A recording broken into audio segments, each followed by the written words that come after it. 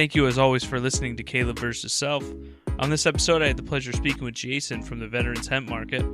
We talk about CBD, we talk about the war on drugs, we talk about the impacts that CBD has had on veterans specifically.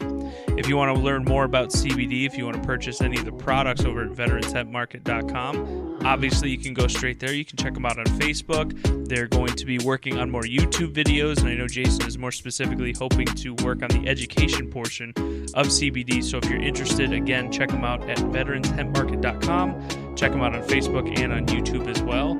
Outside of that, I had a fantastic time. I had a really fun time really diving into this topic with Jason, so hopefully you guys enjoy this as well.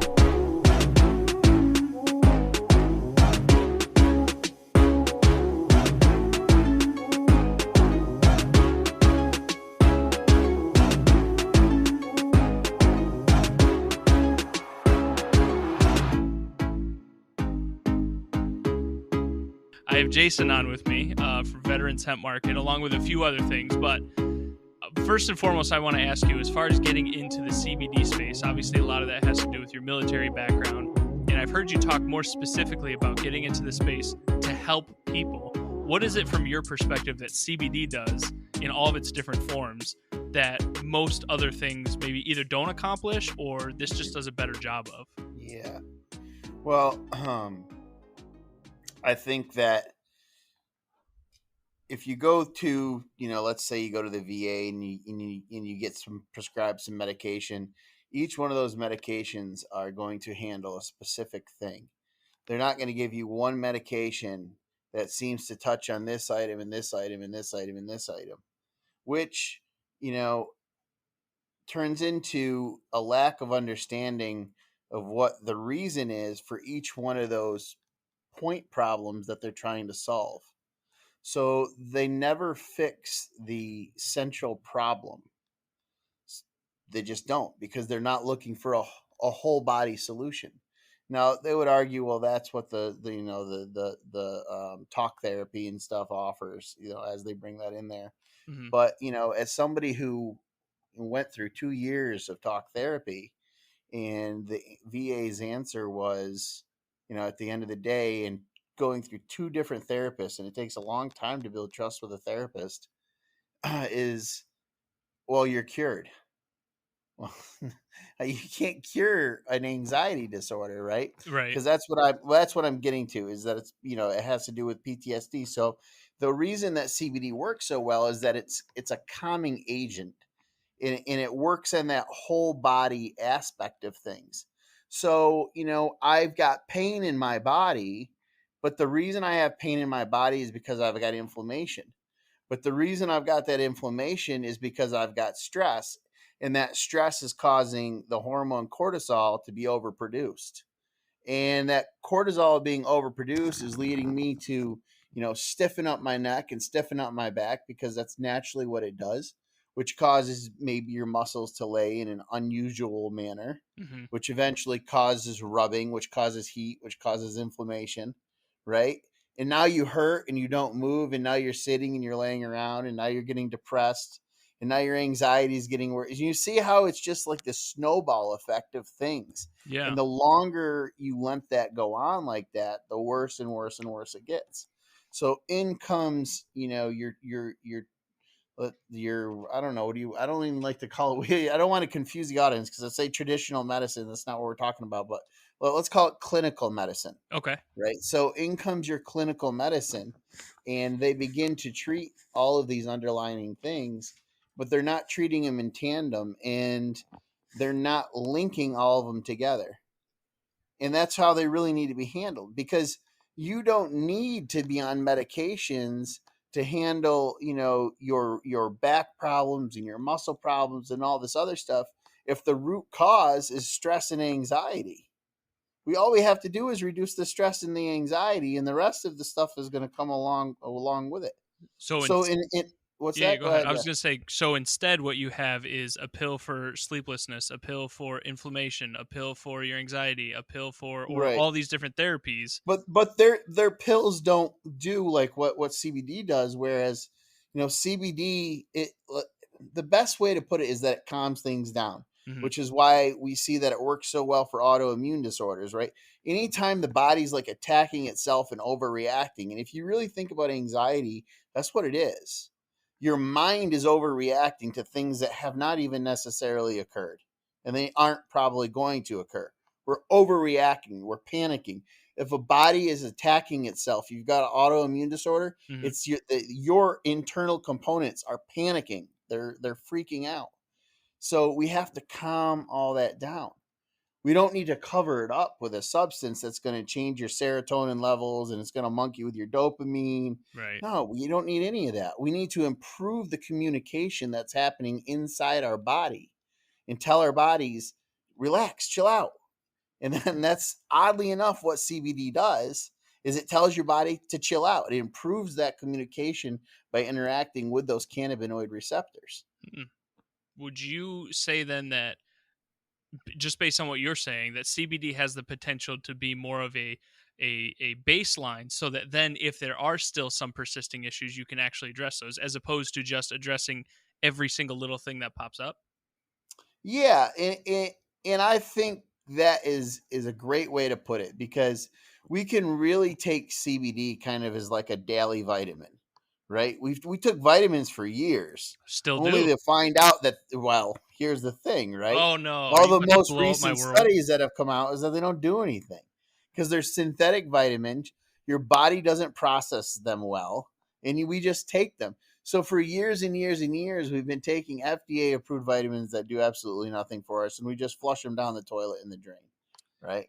Huh. So you have an opportunity to give CBD a chance as your daily vitamin. You still take your daily vitamin, but give that a chance. See how it changes how you feel. You know, you might not even notice it, but what you might notice over the long term is that you're getting an extra half an hour or 45 minutes a night of sleep and uninterrupted, or possibly it's good sleep. And this is such an interesting phenomenon that happens with CBD because it's so nonchalant about improving how you feel that a lot of times it doesn't get credit for what it's doing, right?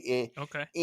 And granted, things can be psychosomatic, and you can cause a psychosomatic response up, you know, that will change something up to 30%. I mean, that's dramatic, right? Yeah. That means just by using the power of your mind, you can cause yourself to have a worse breakout, or you can improve maybe some medical condition by 30% just by the way your mind is thinking about it.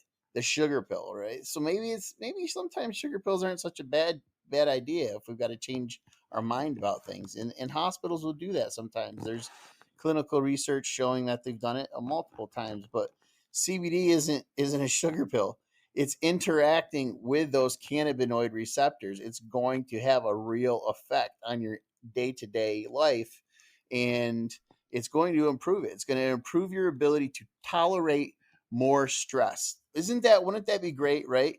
So, we look at, everyone says, I've had it up to here, right? Hmm. I've had it up to here. Well, what if your here was way up here? You know, you have all that. Let's not redline ourselves all the time.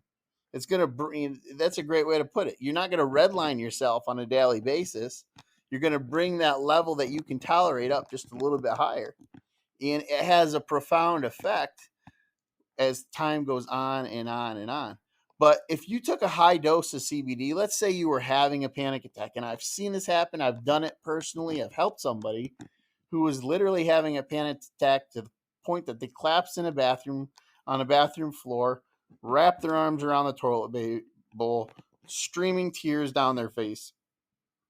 And I pulled their head back and I put like 3 or 4 dropperfuls of tincture in their mouth, and they literally came out of their anxiety attack like right there and then. Now, granted, it's a huge dose of CBD; it was like 300 milligrams, but I mean that is proof. That's not psychosomatic or pulling somebody out of it. It would have taken serious psychotic medication to do something like that, and it usually would have been a sedative. Right. So Sure. it's amazing. That's remarkable, to say the least. And for somebody like me who doesn't have really any experience with CBD, it's feels like a bit of a tall tale, but I also feel like at the same time, CBD at this point is like everywhere. So there's got to be something to some degree to it. It's not just complete and total fabrication.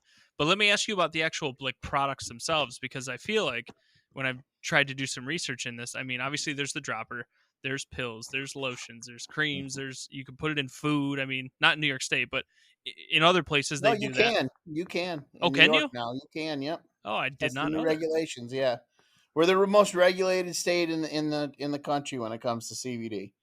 But that has allowed them to pretty much we can do anything with it now. Gotcha. So if you have a retail license, you can put it in your coffee, your donuts, whatever you want to put it in. So Maybe help is your the digestion. effect similar, or the way that you consume it also has a separate impact on what it does to you? The way that you consume it definitely has a different impact. And, I think we should establish really, really early that CBD is just one cannabinoid of the cannabis plant, right? Hmm. And we split it into hemp and marijuana based on regulation. But there's 100 different cannabinoids, and we're seeing more and more of them in the marketplace. And you're going to see them more and more of them, in those different CBD shops. So you've got CBG, you've got THCV, you've got CBD, you've got CBC, you've got CBN, and then you've got your, you've seen the Delta 8 THC, and you've got Delta 9, which is what classifies as marijuana. So you see how it can get very confusing for the public. Yes. Yes. And the reality is that every single one of those three letters that I just mentioned help you in a different way. They do something different for you.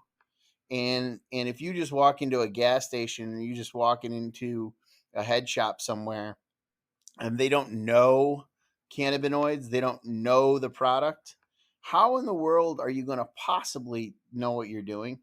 You're going to buy cheesy product that probably doesn't work well with maybe somebody who's passionate enough to understand the process of it, but in reality probably somebody who's like 19 and just doesn't know really, they know how to run the cash register, you know.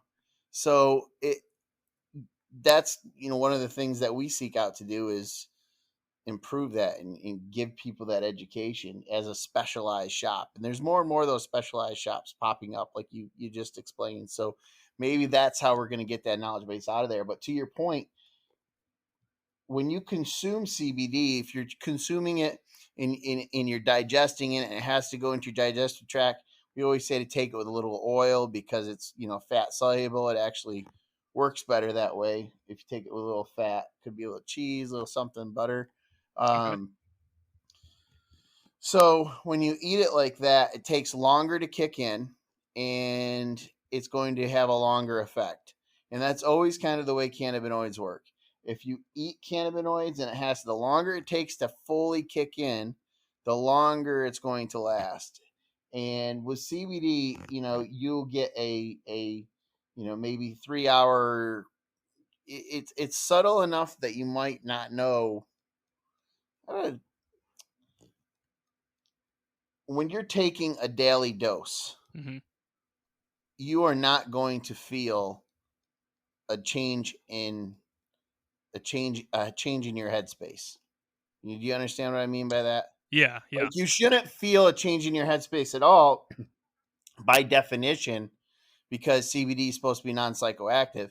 But as somebody who's been working with CBD for a long time, when you have very strong, potent CBD, full spectrum, and you take 2 or 3 tinctures, I promise you, it is a strong disassociative, and you absolutely will feel a change in headspace. So I don't want to discourage somebody from taking it on a daily basis because they're not necessarily feeling something kick in. Just Gotcha. like you Okay. wouldn't necessarily feel something kick in with a vitamin. I just Right. wanted to be clear about that. Right. No, I, So, I appreciate that clarity. yeah. So now we're talking about eating it or using a tincture. Now let's jump over to smoking it. Yeah. What we've seen research wise is that folks that are suffering from like MS, for example, when they smoke it, it it does amazing things for them. Might not necessarily help them when they're eating, but if they smoke it, it's amazing. So it really depends on the individual and what they're trying to accomplish and how it works for them. And I can tell you that I know a lot of people who smoke it, and they find it incredibly relaxing, immediately relaxing. Like, some folks have replaced smoking cigarettes with smoking the hemp cigarettes because they can still get that stress relief they need to get their anxiety level, because that's still the same thing when people smoke, right? They're trying to lower the anxiety level by smoking a cigarette. Yep. So if you can smoke a hemp cigarette and lower your anxiety, it's much better than smoking, addictive nicotine. But it's immediate. That's an immediate effect when people are smoking it. They're feeling that instantly. Okay. So smoking it, you get. I think it's often like to call it like time release Hmm. versus an instant hit. And if we got into talking about vaporization and dabbing, that's an even faster hit at a much concentrated level. And if you were to dab, and for those listening that don't know, dabbing is the vaporization of the pure oil of the cannabis plant, and you're using either an electric coil or something else, and it's not as hot as combustion, so you're not getting any combustible materials in your lungs. It's actually the cleanest way. If medically, it's the cleanest way you could possibly take a medicine, right? Cartridges are technically just tiny little dab rigs. They Right. really are. So if you're dabbing, you're going to get an instant hit, and that's kind of where we are now with the carts as well. Like they're great for that instant hit of relief. Um, if you're looking for something, like if you've got sore joints and stuff like that, you're going to get that instant relief of those joints. But guess what? The faster it hits and the faster it kicks in, the faster it goes away. And Right. that's So just there's the way no, that generally works. Yeah. yeah, there's no long Yeah. term anything to it. So Right. with that, right, you've got the dab, you've got vape, you've got hemp cigarettes. Now we're down to consuming it edible style, Yeah. however you Yep. do, and And then and also, yeah. then we get into, really, we it can really get into a confusing space, because now we get into water soluble, and it's naturally oil soluble, but then they do some wizardry on it, and they add some, they call it nano a lot of times, and it's kind of a silly little word, but that's what they like to use. And they use a process called sonification, which kind of like shreds up the CBD into these tiny little bits. And they use a solution and dilute it in tons of water. It's completely safe to eat, drink, use in products, whatever. But when they mix it in there, what happens is, as they shoot sound waves in it, and as it shreds up this CBD, the CBD gets stuck in the tiny little encapsulation bubbles. I mean, that's why they call it nano, right? Hmm. And what that means is that when you drink this, or when you take this, um, your body can use it right away because it's much smaller. It's going to use it as fast as it uses liquid or water. So for that stuff, a lot of people will say it's like 10 times stronger. If anyone ever sees, something that says nano 10 times stronger or 5 times, it's never stronger, right? It's not stronger. Your body is just using more of what is bioavailable, so they can make the dosages smaller, and you're getting it, you're feeling it instantly and right away, which gives the illusion of something being stronger. So it's like a marketing, right? To say nano 5 times, Yeah, 10 times, but I it's kind of a mean, marketing thing. right, it's kind of a marketing thing, but some people will want that to kick in quicker. And water soluble becomes useful when you're trying to make like a beverage, and that's a big space that, I mean, it's going to be huge over the next couple of years. That CBD beverage space is going to explode. I would probably say like all of your iced teas are going to have 5 milligrams of CBD in it, and that's really where everyone's going, because that's why the federal government just came out with their recommendation of 5 milligram servings on any cannabinoids. So that's what you're going to see, and you're going to see it in. I mean, it's going to be in everything. It's going to be kind of silly, to be honest. So the last one that I do see as well is like lotions and creams. Is that Mm-hmm. something that, because Mm-hmm. my understanding of a cannabinoid is that right? For all intents and purposes, it has to be ingested. Does it Mhm. actually work when it's applied just directly to skin or Yeah. something like that? So yeah, so that's what I was going to mention next. Was I was going to get into transdermals And that would be the lotions, hand creams, things of that nature. to some degree, and Okay. and this is where it kind of splits off. If we're talking about skincare, we're talking about eczema, talking about dry skin. Actually, we're talking about wrinkles, collagen, all that good stuff. CBD has been clinically proven to do some amazing things to the skin. That was actually the research was done on that actually before we even saw some of the research that had come out that allowed for the I can't remember the name of the company. That's actually the pharmaceutical company that does the epilepsy medicine. So this predates that. I can't remember what they're called, but their epilepsy medicine is a CBD isolate. It costs Okay. patients $35,000 a year, and no patient uses more than a kilo. You know what it costs for a kilo of CBD isolate? Not a About clue. about $1,000. How's that? That's a ridiculous markup. How's that? Oh man. Oh, I better not get off track. I'll forget what I'm trying to No, explain it's here. okay. We're talking So, about the so the topical stuff. lotions. Yeah, yeah, So yeah. yeah, so it's really really good for your skin. CBD is. You don't have to worry about any transdermal effect if all you're worried about is what it's going to do to your skin tone and things like that. That we can just mix with like a cream base that, for example, we could do a hemp cream base or an avocado cream base or any type of base like that, and it mixes great and it's great for the skin. Now if we get over to your muscle rubs and arthritis creams um, or transdermals, topical type stuff like that, it gets a little bit more complicated because, like you said, cannabinoids don't go through the skin very well. So how do you get something through the skin and to the acute area that you're trying to target? Well, you have to use some tricks, and one of them that a lot of folks use is they'll use emu oil, and Hmm. emu oil is has a really interesting effect. It helps pull things through your skin and into your body. So it's very mild in that manner, but it's enough to get that CBD to penetrate through your skin and get to where it needs to be.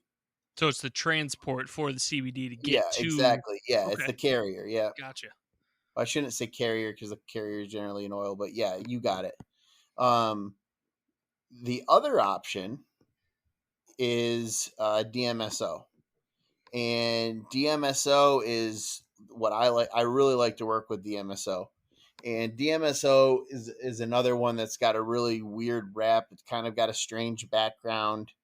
It was another one that kind of got bullied by the federal government. It's the essential oil of wood. It's totally natural. It's non-toxic. It's a byproduct of the lumber industry, and it's really interesting because uh, when you pour DMSO on if you were to pour like pure DMSO on your skin, Hmm. um, it it immediately begins to off gas phosphorus off gas, and because it moves so fast through your skin, you actually end up having like a phosphorousy garlic breath nearly immediately. That's Really? how powerful the stuff is. So like in our topicals we only use like a 1 or a 2% solution.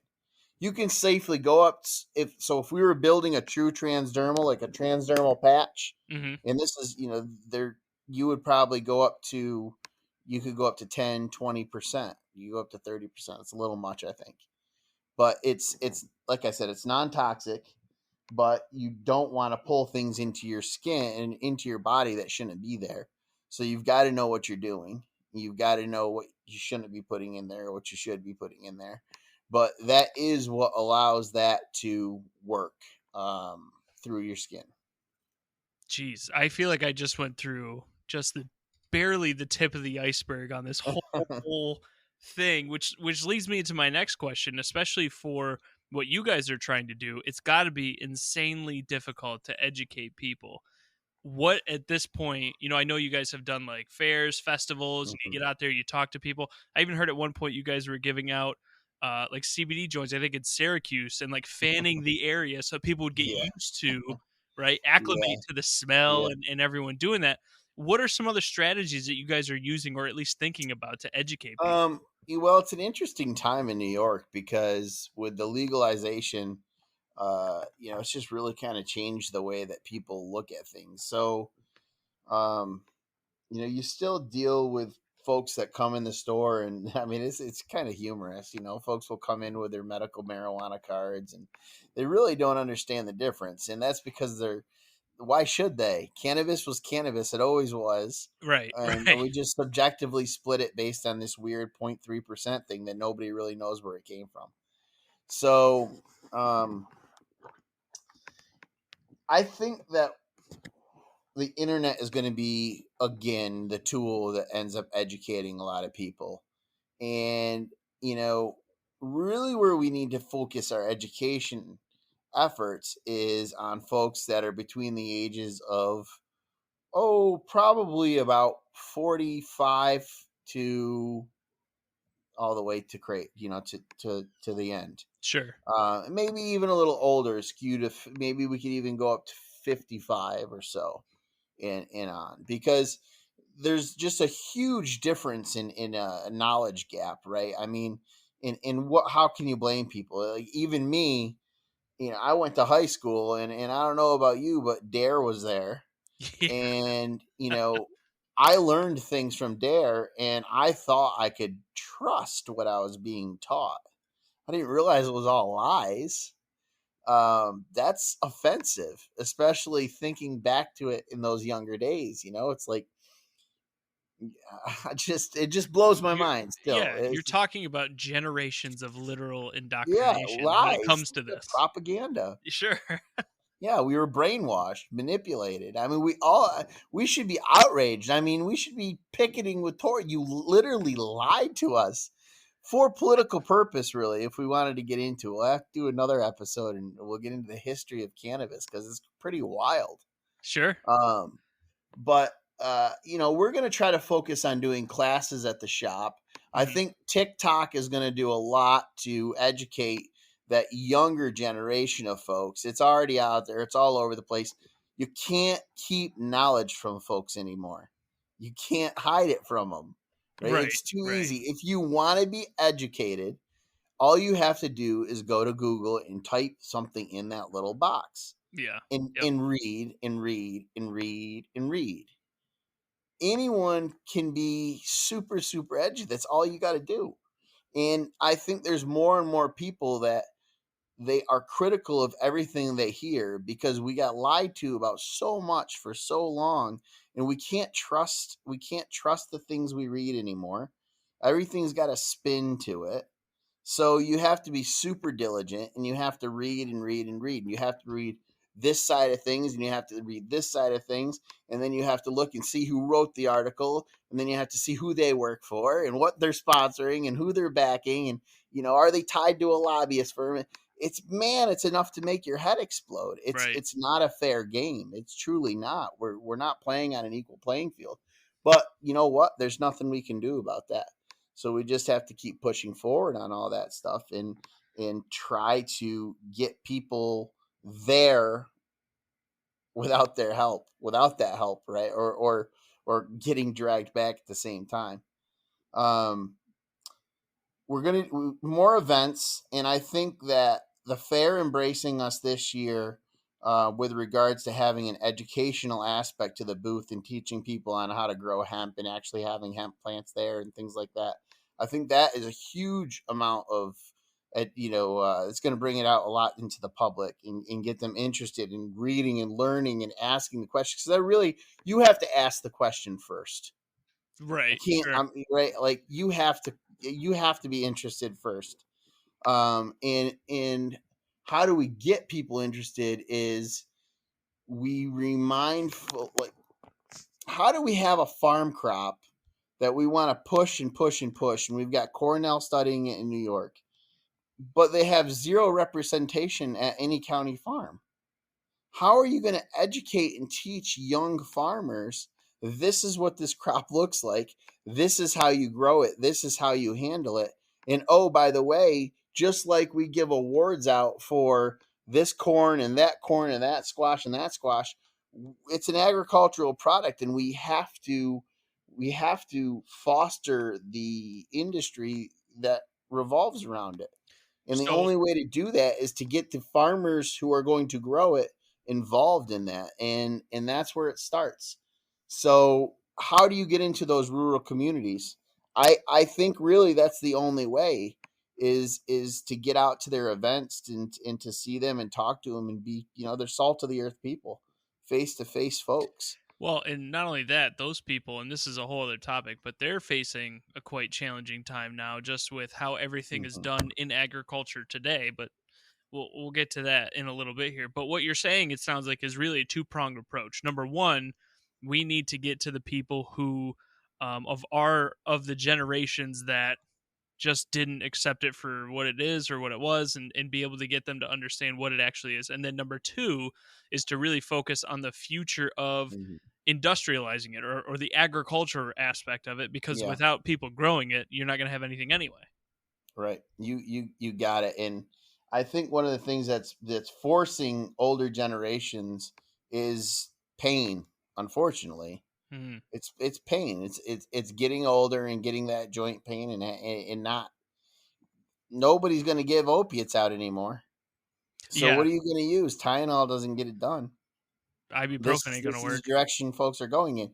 If in a million years I thought my mom was going to be walking around with, a cannabinoid cream when 10 or 15 years ago, I was no, absolutely not. Right, right. I just gave my mom a plant to throw in her yard. I mean, things have there's I can't remember where this quote comes from, but it goes kind of like this. It says, if you turn 40 years old and you go through the next 40 years and you look back and it was the same as the first 40 years, then you wasted 40 years of your life, right? Sure. So things are always evolving, and it's exciting to see how they evolve. And I think give it 2 years and it's going to be a prolific industry. It's not going to look anything like it does anymore. We're going to have a lot more wrapped up with regards to the cannabinoid science and how to analyze what people's needs are. There's just so much science that still needs to be done. So much stuff that we don't know. I mean, Well, the it doesn't. hardest part, what's that? I was gonna say, it doesn't help that it was a Schedule One for. I mean, Yeah. associated with, I should say, a Schedule One Yeah. forever. No, It I mean feels it like, right? was. It was a Schedule One. Oh, It's was the it? Okay. same plant. Yeah, I mean cannabis is cannabis. I mean that's why shoot, what's his name? Richard something. He was the guy who created hemp nuts, and that was illegal what they were doing all those years. So at any time, the DEA could have come in and raided them and seized all their assets and all their money, and that would have been it. But That's crazy to they were me. early pioneers, yeah, and all they were doing is bringing in food, hemp seeds, which are technically nuts. They're literally nuts, hemp Well, nuts. I know you said you could do probably a whole other episode on this, but if I'm not mistaken, I think I heard or read somewhere that the start of the whole anti-hemp thing was more of a textile thing, right? Like paper or something like that, or Yeah, competing with like, well, I mean, I was kind of like, so that was the time of the robber barons, right? They were all yeah. kind of in cahoots together. They're still all in cahoots together. Who are Well, we kidding? So, they were all kind of in cahoots together, and it did kind of start as a textile thing, but even more so, it started as a rubber thing. So they had, really? yeah. So, it was it had to do with nylon. I guess we should say plastic, not rubber, but it was DuPont came out with a new fiber, and that new fiber was nylon, and they wanted all the World War II military contracts that were going to pop up for that nylon. They didn't want it. They want it to go to hemp, and the hemp was the only thing else on the market that was even comparable quality and strength wise. So they worked with. man, my brain's not working great today. Can shoot, what was the guy's name? Began with an A. There's a whole show about him now. There's Arslinger. I can't remember, but yeah, Google it. I'm trying to. He's he he was big in the, when they were during Prohibition, and when Prohibition ended, he had no job, so he was super racist, and he already knew that they were after hemp and cannabis, and they had already pushed for the tax stamp, so he just went all in on it. And Anslinger, that's what his name is. Finally came to Anslinger. me. Okay. Anslinger, yeah, Anslinger, and that guy was kind of like I mean, he did a lot he did a lot to demonize it over the years. He was behind Reefer Madness and all that stuff. So by the 60s or mid 50s to 60s, a lot of that stuff had kind of gone to the wayside. He was kind of out of the picture. But we had a lot of hippies that were popping up. We had a lot of veterans that were ticked off because of what was going on in Vietnam. And we had growing minority populations in the United States at the time, predominantly Black Americans, and they were becoming wealthy. They had communities that were predominantly all Black communities and self-supporting communities that were doing quite well, and they were becoming quite a voting bloc. And Nixon, as we all know, was incredibly talk about somebody who had an anxiety disorder. I mean, that guy was incredibly paranoid, and he was worried he was going to lose the election. So, it was later down the road, we have folks on record that worked for Nixon that said, well, yeah, of course we knew what we were doing when we went through and we created the Drugs Act and the war on drugs and everything else. And we went after, we couldn't go after somebody for their religion. We couldn't go after them for the color of their skin. We couldn't go after them for their political beliefs. So we went after them for the things we knew they were involved in. And for the hippies and for the veterans, and now we know why veterans have always been drawn to cannabis and marijuana and hemp in general. It's because it really does work. So it's remarkable. It heals you. It heals that. It's amazing. But he was worried about losing their vote.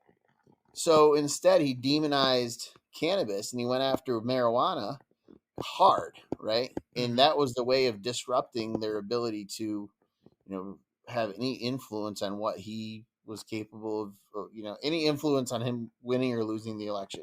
And he did it to the Black populations as well, but he did it with heroin.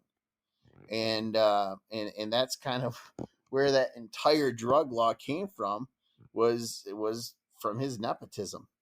And if there's any evidence to support the fact that he did this without any scientific base at all, he convened a commission. It was again, I can't remember off the top of my head the name of the commission, but it was a famous report. And they found that there was no ill effects of cannabis use. Like, it was Nixon's own committee that convened it. And even back then they said this should be legal immediately. So this isn't a risk to the public. Was it the Schaefer Commission? Yeah, the Schaefer Commission. And Nixon said, absolutely not. I don't care what your findings were. We're going to stick with it. So, I mean, how in the world are we still, it's still sitting on Schedule 1. You have to scratch your head a little bit. I'm looking real quick at the Schaefer Commission, and just a block here. The commission's report said that while public sentiment tended to view marijuana users as dangerous, they actually found users to be more timid, drowsy, and passive. It concluded that cannabis did not cause widespread danger to society. It recommended using social methods other than criminalization to discourage it. Right there. And now, and here we are in 2021, just now getting around to it. It's comical. And I mean, it's crazy. Just, I just don't like being lied to, One of the things I find interesting about your background, obviously you're a veteran, you're a commissioned officer in the U.S. Army, and something you just said not too long ago there was, of course, veterans would be drawn to it, right? With PTSD, with Hmm. anxiety, with all sorts of therapies and whatnot. For you, interacting with other veterans who are going down the same path that you are, Hmm. are they finding that same revelation? I think the fact that I can Google veterans and CBD and 10 different companies pop up as veteran owners, Hmm. I think pretty much answers that question. I mean, I think veterans are incredibly drawn to it. One thing cannabis does that we don't talk about much is it kind of it allows your brain to stop over processing, right? And I'm talking mainly with marijuana here, Hmm. but a lot of times, um, veterans have a habit of daydreaming into difficulty. And what I mean by that is perfectly innocent thought spends you through this spiral of memories and regret and what ifs and just things that you don't necessarily want to relive, but it also projects it.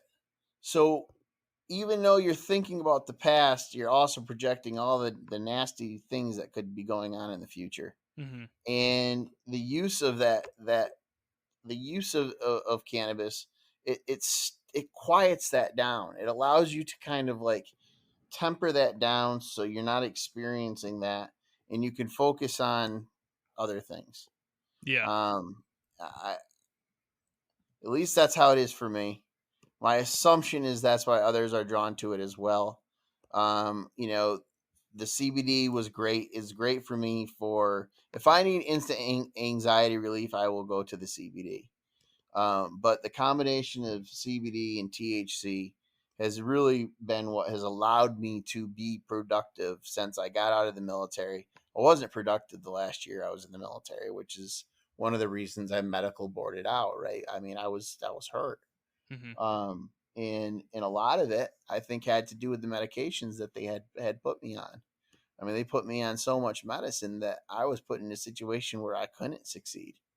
And when I got out, I went to work for my father, who owns an electrical construction company, and I know it must have been a little tough for him because I'm his son and I'm well educated. I'm good at what I do. I'm a hard worker. But I'd stroll into work at 10 or 11 o'clock in the morning, not because I wanted to sleep in, but because I was so high in the morning from all the medication, all the residuals that were left in my system waking up. Hmm. I couldn't even think about getting behind a wheel and driving, and I mean, how long do you do that to your employer? I could have done it to him forever because he was my father and he understood what the problem was, but I don't want a pity job. I want it to be productive and competent and capable. So I had to find something else. Now we could have an entirely, again, another discussion about how I brought psychedelics into my life before I even brought cannabis into my life because I needed a change of perspective on what was going on. Hmm. And the change of perspective was you can live your life in two ways. You can either go through life and be a zombie and just die when you're 65 or 70 years old because you pretty much have given up and your body gave up, which if you look through retired military folks, that's very common. They retire and they'll die 10, 15 years later. Some of the sergeant majors retire, big guys, super healthy, retire from the army after 30 or 40 years, and they pass away because they can't see. There's no reason. Their body stops having a reason to continue. It's we subconsciously our subconscious minds are so powerful. It's another thing we just don't really fully understand. Kind of like the last horizon is right within inside our head. Kind of weird when you think about that. Yeah. Well, when you talk about it in that type of context, what I'm drawn to in that conversation, and correct me if I'm wrong, but I've had friends with similar experiences, is that once they're able to get that, I mean, I'm going to call it, just for sake of calling it, anxiety, PTSD, whatever it may be, once they get that part to calm down, what they end up finding isn't necessarily anything other than a sense of purpose. And once you find that Hmm. sense of purpose, then all of a sudden great things happen. But you have to be able to, in this context, calm that part of your mind or that Hmm. part of your subconscious, whatever calls you back to that event or that experience, whatever it might be. And it seems like in a lot of ways, whether it's CBD or THC, that has the least dangerous way of being able to provide that to somebody. So then they can actually find some sort of passion or purpose in life. And all of a sudden, they're reinvigorated. It's like a brand new person. Yeah, because they still have their mental aptitude to be able to, be competent and capable, right? I mean, Right. all of a Right. sudden you're taking this stuff and that grogginess and that cloud is lifted. And oh, by the way, I can still move. Right. So, now I can function and I'm mobile. Well, I don't really have any more excuses. Right. It's not going to take away PTSD. I mean, you're going to experience it. But what it is going to do is you're going to be able to get out the door. I mean, PTSD is such a wild, crazy thing, and it goes so far beyond. I don't think there's anybody in life who has not had a PTSD event. And if you don't think you ever suffered from PTSD, I would challenge you to look back through your life, the most challenging times in your life, and you did suffer post traumatic stress. Just, I mean, they want to drop that D and stop calling it a disorder, but it is a disorder. It's post traumatic stress disorder. It's something that happens in our brains when we cannot handle what is going on around us, and we change a little bit.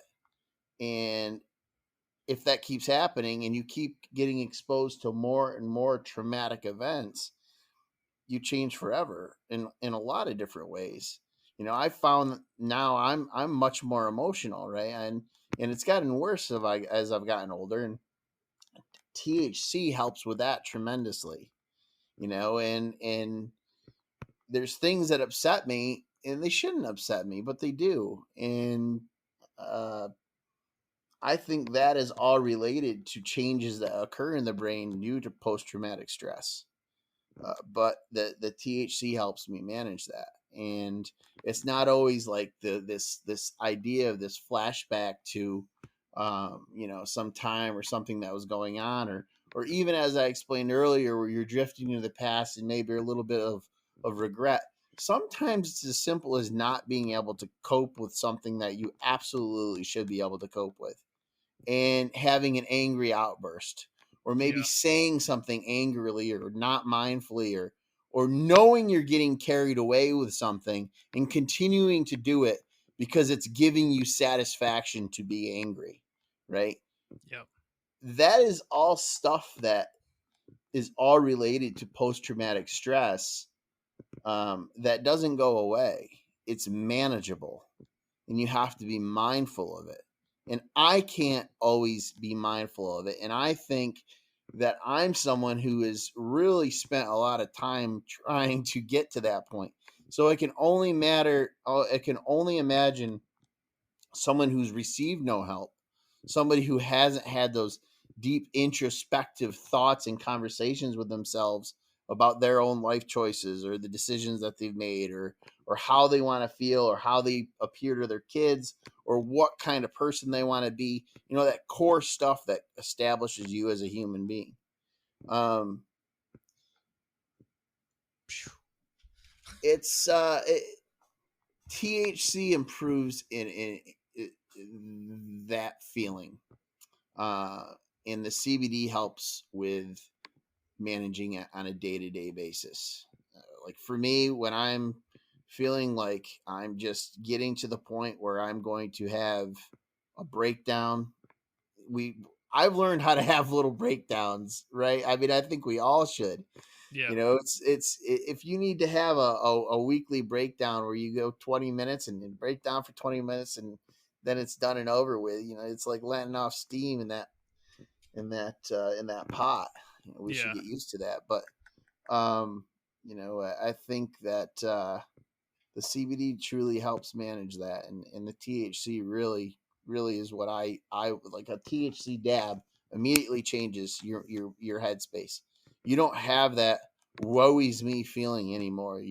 And that's what it really boils down to, right? And that's what's so frustrating about it all the time. Yeah. And you go through these loops and these thought spirals in your head.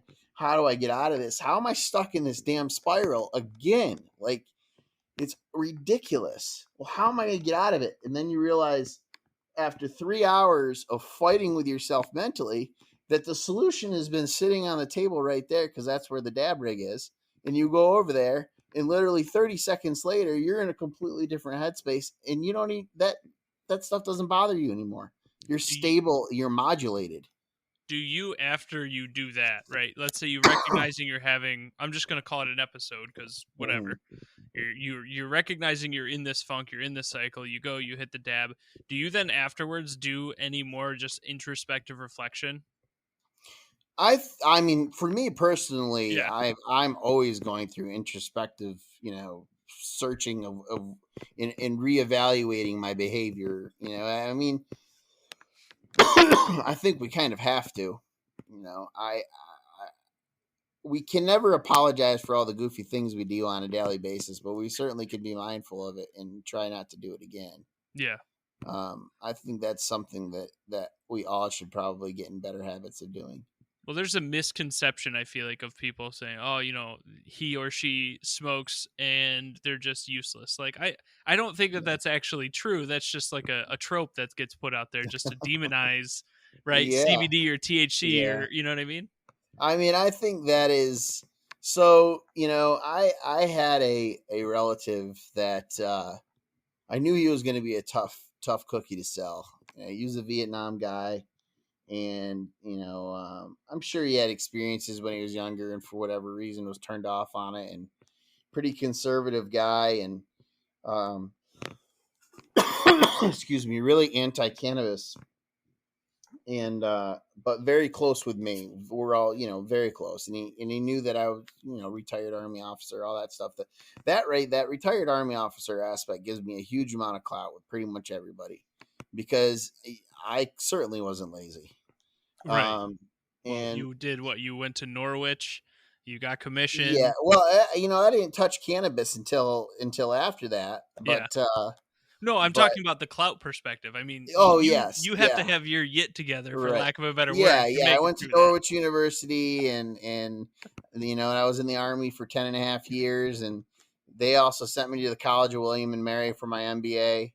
So, I think I've got the educational backing to at least get the basic respect of someone that I'm speaking to. At least I Sure. would hope I would. And I had to show him my medical card one day, and I said, this stuff really helps me. And we got kind of talking about it, and I kind of got him in a little bit of a trap because I knew where he was going with it. And it was before I kind of told him that, well, I use this, and it was exactly that. Well, you laziness, and people who smoke, they just don't want to get anything done, and they're and look at this guy and look at this guy, and he kept on putting examples out there. And I said, well, let me ask you a question. I said, how many of those guys that you just named off are alcoholics? All of them. Oh. How many of them have struggled with drugs? All of them. How many of them are smokers? All of them. How many of them have gambling problems? Well, all of them. You see a trend here? We don't have lazy people. We've got people who have personality issues or medical illness, a Mhm. mental illness, I should say, that's not been treated and dealt with, and they're trying to medicate. That's what's happening. They're trying to find something that's going to improve them, and excuse me, it's not always best to medicate yourself with that stuff, particularly with behavioral medicine. Um, you at least want to know what's going on up there. Right. And I Right. think a lot of people are, the addiction prevents them from even trying to go get help from it. But, they start trying to medicate themselves. And I see this all the time with veterans, and we've helped veterans that have gone down this path, because I feel like this, I start to self-medicate. Because I started to self-medicate with the wrong thing, now I've got to all I'm going to continue to do this because it improved the situation, but I don't understand the second and third hand effects of me taking this substance every single day at an increasing amount, And oh, by before, man, excuse me. Before I'm gonna get a little drink here. Before long, No worries, Jason. before long, we have a drug addiction problem. Yeah. You know, And and for maybe, and this is why we see, right? All right, this guy has first he had a crack addiction, or he had a coke addiction, and then he had a meth addiction. Why is he feeling the need to get so sped up all the time? Right? What's his baseline? mhm. In drug addicts, they're not trying to get high. And this is the hardest thing for people to understand. And I'm going to explain why I'm jumping into drug addiction. Sure. It's hard for people to understand that a drug addict is not trying to get high, right? A drug addict is trying to get back to baseline. They're just trying to get back to normal, or their perceived version of normal. Mm-hmm. And they keep overshooting or undershooting or overshooting or undershooting. And you see what happens here, right? And once you get too far over, you die. Once you get too far under, you die. If you mix these two, you die, right? And if they would just go get help, and we could understand that sometimes you're never going to beat the addiction, you just have to allow an addict to manage, I guess you could say. And I think that's where we're going with addiction treatment now, Mm-hmm. instead of trying to beat addiction and just forcing people back into it all the time. What CBD kind of I've seen do and help, especially with these veterans that I've personally helped with addiction problems, and it was all heroin related, or I should say opiate related anyway, is lock them in a room and pretty much force fed them CBD and CBD cigarettes for a week straight. And it sounds crazy, but It does, to be they clear. did not experience any withdrawal symptoms. Isn't that wild?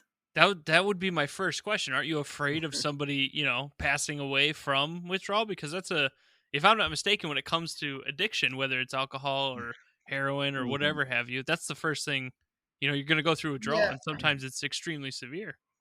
The alcohol withdrawal is not one that I would monkey with. Okay. The opiate withdrawal, I think it's more of a hellacious, painful experience than it is a dangerous one that someone's going to die from. And if they're to the point where, if they're to the point where they're going to die because, they need to, if they're to that point, they're probably beyond the point that CBD is going to help them. Okay. Right. Gotcha. That's a point where they need to go get clinical help. They need to get locked up in a room and, put on methadone and, walked back down out of the system. But somebody who's got a little bit of a pill problem, or, you can see these folks, they'll start to lose weight, generally they'll start to build debt. And veterans are prone to it because the VA loves prescribing opiates. They've gotten blasted for it. They're Yeah. being investigated by Congress right now for it. That's the worst thing about this generation of veterans is how many Mhm. side by side with the opioid epidemic. So many have fallen into that Yeah. path, if you will. Yeah. I mean, their mental state doesn't help. I don't think we Well, you really got to start with look at it. that, and then you're medicated by the VA with opioids. Mhm. You're pretty much fucked, for lack of a better term. I hate to say it, but Well, I mean, I don't think that there's any true interest in healing anyone. I think they just have an interest in you costing them the least amount of money as possible, and you not that's killing fair. yourself. So if we turn you into a zombie and we just get you hooked on pain pills, and we put you on a managed care program where we force you to come in all the time, and not allow you to experience I mean, that's the problem with being on a managed care. That's what the VA doesn't tell you is, oh no, we don't tell people that they can't get treatment if you're using marijuana. But what we do tell people is that if you need to be on medication and you need to be on anything that requires managed care, if you use cannabis, we will not prescribe you medication. So you get eliminated your medication where you really should be slowly stepping off the medication as you're replacing it with cannabis. So you're doing this over time. And they prevent that from happening by saying, if you touch this, this completely goes away. Hmm. So, how do you succeed with that? You don't. No, you don't. Unfortunately, you don't. But the thing is the decriminalization or the marijuana bill just got to Congress or to the Senate. So it passed the House and they just passed it to the Senate. And Senator Schumer's been waiting for it. He's huge on this thing. He wants it passed. It's going to be, I would probably say that it will be on the president's desk by the end of July. You're talking about So federal? I'm talking federal. Yeah. Oh, It's big geez. news as of today. Yeah. It is the marijuana bill left the House that got approved, and it now it's in the Senate, and Schumer wants it passed. And he's So if they the send it, Senate Majority Leader? yeah. Yeah, okay. So it's a done deal. It's gonna go. If they don't want Republicans to get credit for it, right? Sure. So now you want to get how now we get into the politics of cannabis. I mean, this is a whole different Yeah. ballgame on this end, right? I mean, And you've had to deal with it personally as well, just with I've your always it's business and oh yeah, it's wild. I mean, for the listeners, I also own a procurement and logistics company, and we do a lot of business with the government. I mean, we did $10 million last year, with pandemic goods, with the government, and the government is really difficult to work with because it's all and I don't want to sound like a conspiracy theorist here, but it's all tied together, right? I mean, your lawyers and your lobbyists and your politicians, they're all the same people. yeah, yeah. You just back up and look, and you start to realize that the system is written to make the lawyers money to feed. It's a self. I call it the self-licking ice cream cone. Right? It simply exists Gotcha. to exist, and it continues. It's like a tumor. It just continues to get larger and larger and larger. But the politics are so crazy because there's so many players involved, and it's so nasty how much money somebody will spend to protect an industry when they know a particular product is a better product or is going to be better for people. Yeah. It's wild. It's just there's no scruples, but what, money's money. Money makes people do wild things.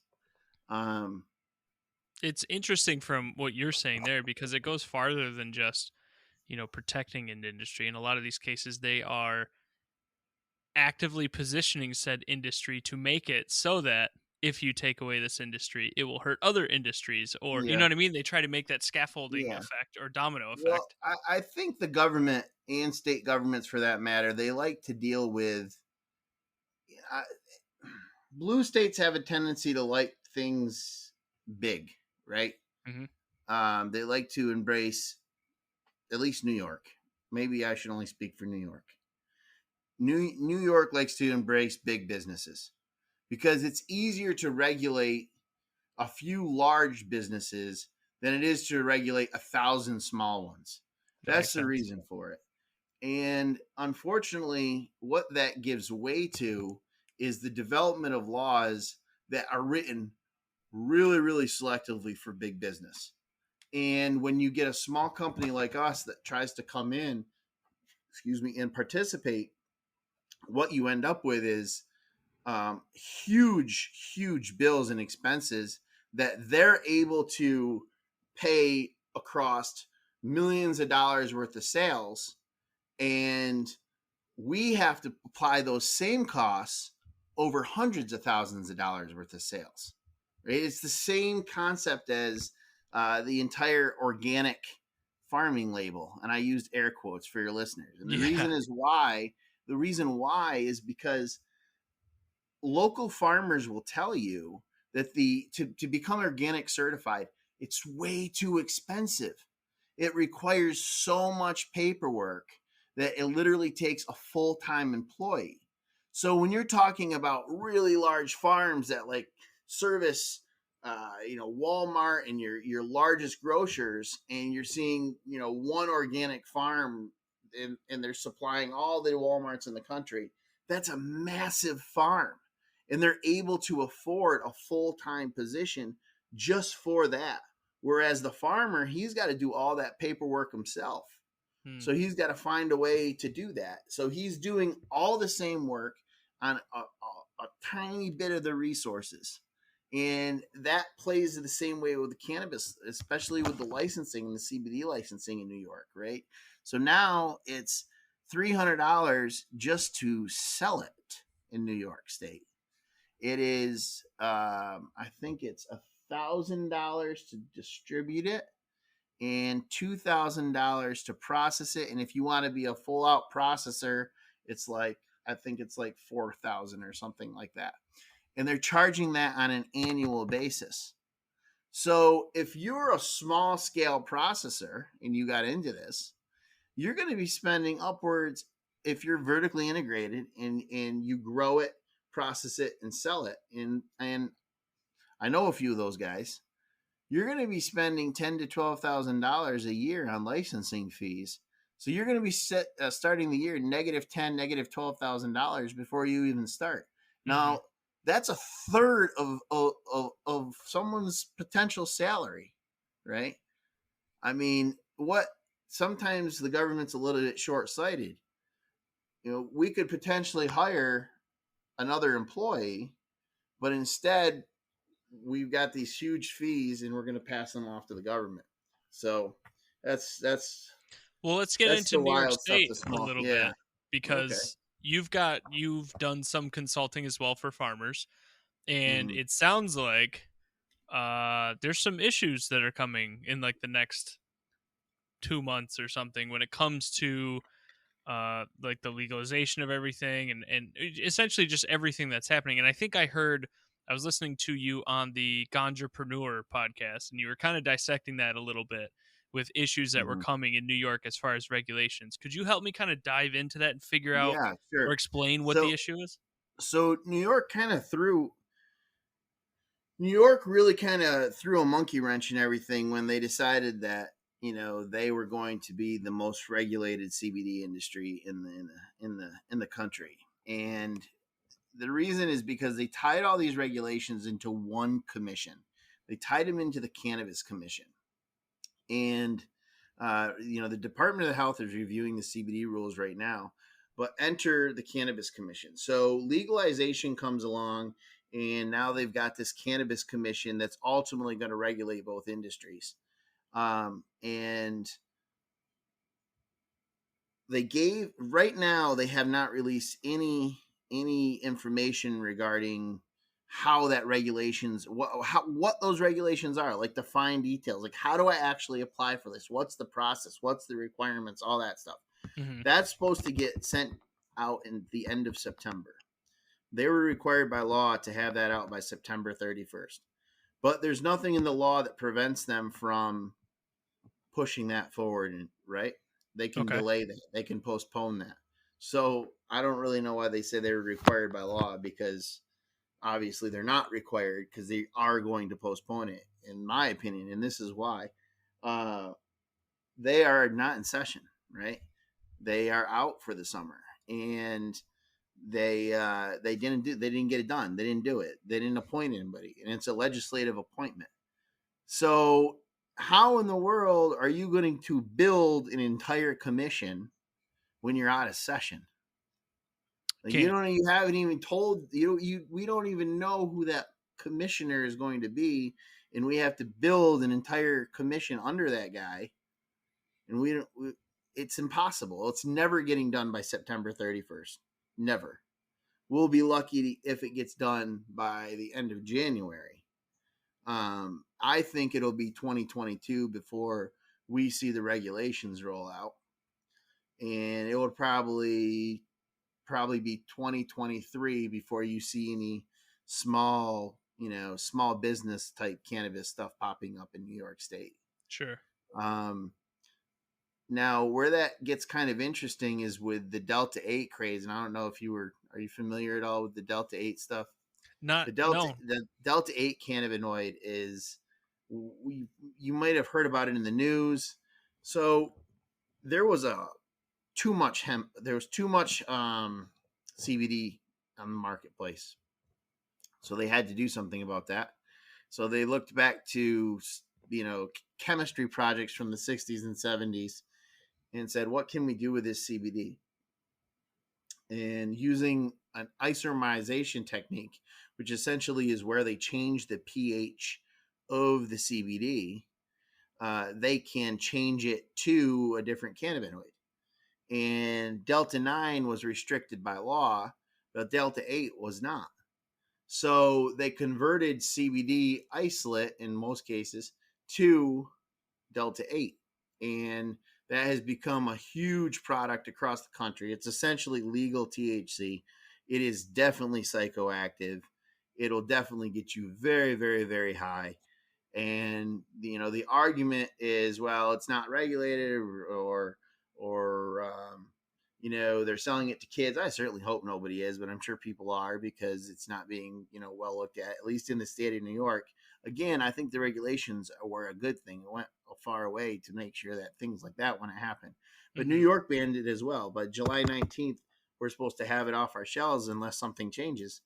Um, but it doesn't make sense why they pulled that from us, because we are regulated. The concern becomes in the isomerization process. It becomes how clean is the product afterwards. And just a simple COA isn't going to show that. You need to get a full solvent panel to really see what's going on. And I think that a lot of businesses probably aren't doing that. They probably don't want to know what residual solvents are in it. And the reason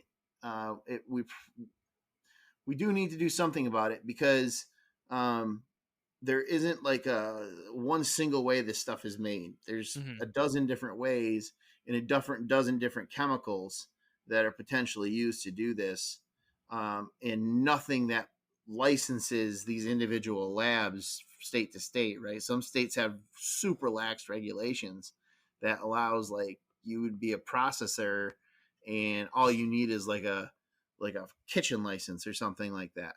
Right? There's nothing in there to make sure that you have like an expert chemist and that you're working in a GMP certified facility. The only people that do that is that's my job, right? I should be doing that for you as as you as the consumer. I should be doing that for you. I need to make sure I'm a GMP certified facility. I need to make sure that all of the companies I deal with are GMP certified facilities.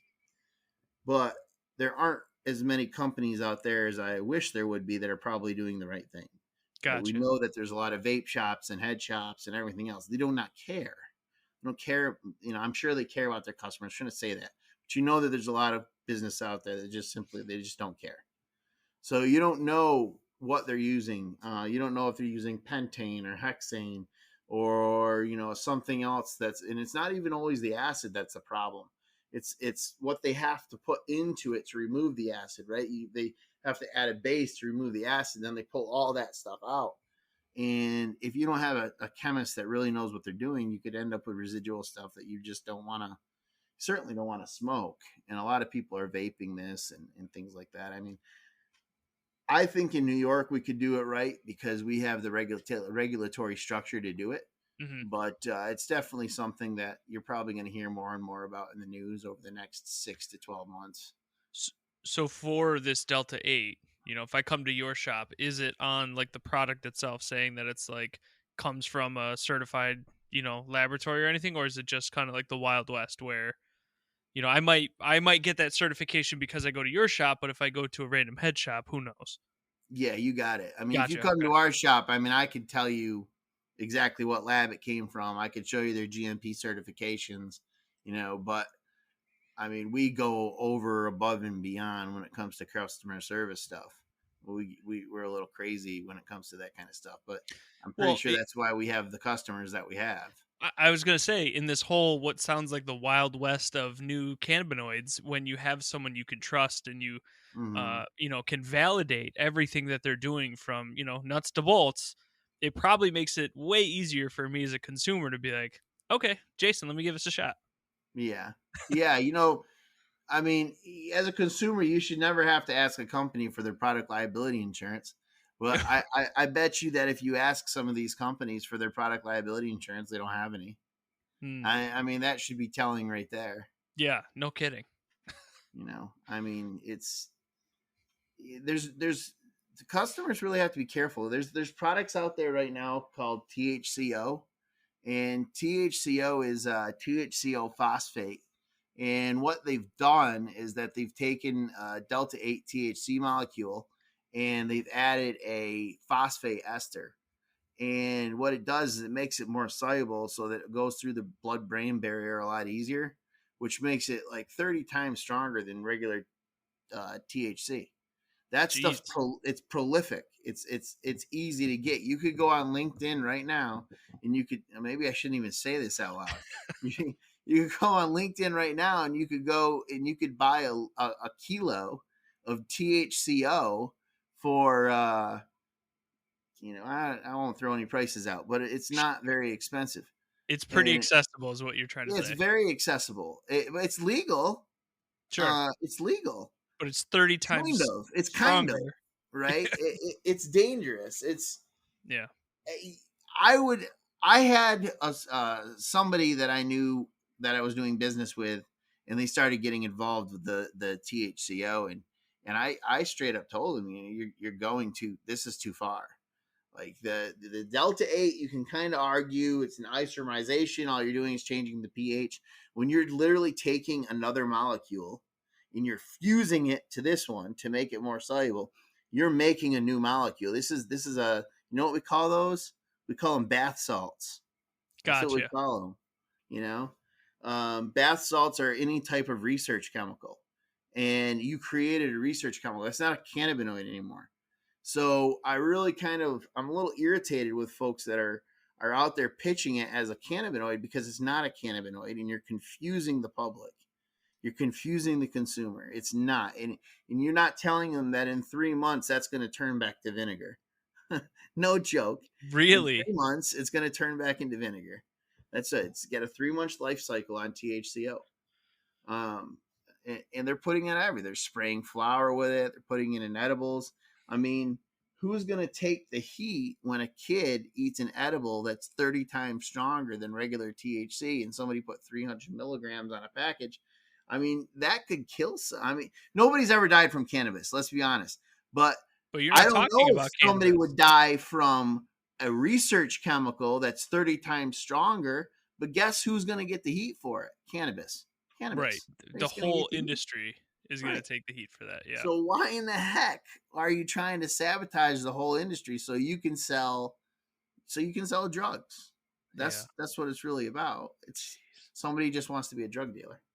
Well, it's interesting you talk about that, right? When it comes to changing that molecule thing, you had a blog on your website too talking about the potency of CBD and it becoming crystallized, right? And Mm-hmm. people saying like that's oh well now it's bad or whatever the case is. And I'm gonna go first full circle right back to education. I know Mm-hmm. you guys are working on stuff for it. You know workshops, going to the fairs. I really hope that you do something, and I believe your wife said, right, YouTube space, something to that effect, Mm-hmm. whether it's TikTok or something. Um, what what is it, and how soon do you think you can start doing a little more of the education that could be a little more accessible to the rest of us? Because quite frankly, Mm-hmm. I feel like I've opened Pandora's box. I'm interested in learning Yeah. more, but where the Yeah. hell do I start? Yeah. I mean, Google is a great place to start.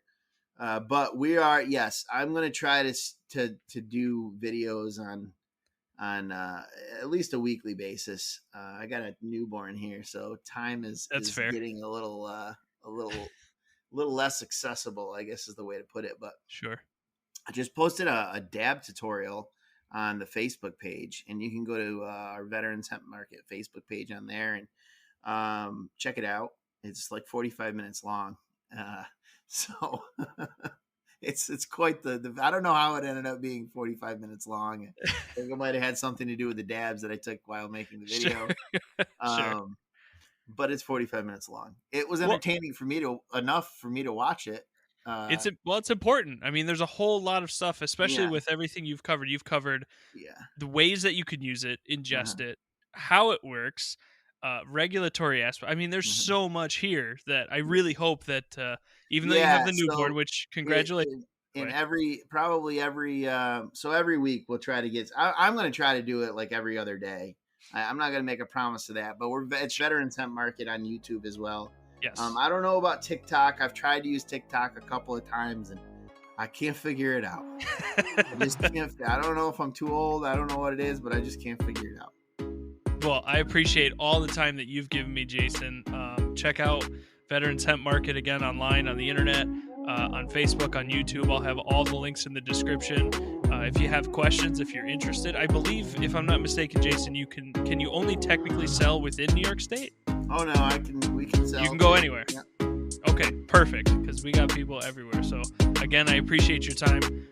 Check it out, Veterans Hemp Market, and hopefully at some point, if you start posting those YouTube videos, I'll definitely throw them out to the folks listening to this as well, so that they can keep following you and keep track of you with everything that you're doing. Thanks for having me. Absolutely, thanks again.